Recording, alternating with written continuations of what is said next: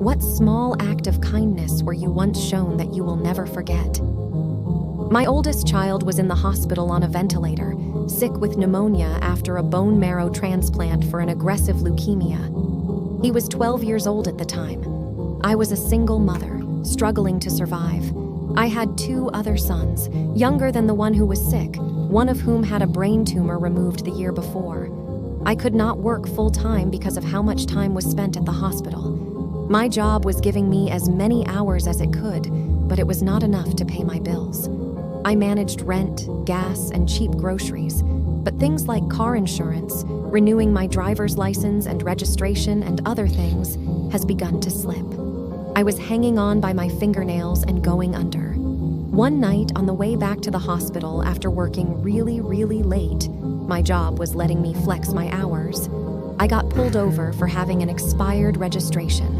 The officer then discovered I had an expired driver's license and had no car insurance. Obviously, I had no business being on the road, and he told me he was supposed to tow the car. I was exhausted to my core. I became absolutely horrified when tears started to fall. I didn't want him to feel manipulated. I'm a pretty proud person. I knew I shouldn't be out there. I also felt I had no choice, that I absolutely needed my car and that I could not afford to pay any citations I received. The hospital capable of caring for my son was about 40 minutes from our small apartment, and my city doesn't have good public transportation. I had to be able to drive. So I just said nothing and struggled to stop any tears. I just nodded. I figured it was just another challenge I was going to have to figure out, and I had no idea how.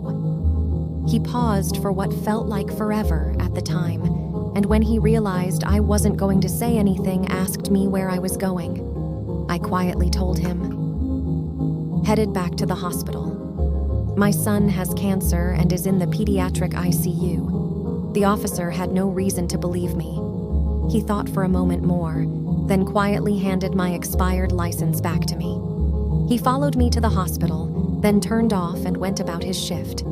My son died a few months later, in January 2007. To this day, I wish so much I knew that officer's name. I still would like to thank him. I was barely hanging on, and that little bit of kindness mattered more than I can express. I was so poor, so heartbroken, and so hopeless. I will never forget him.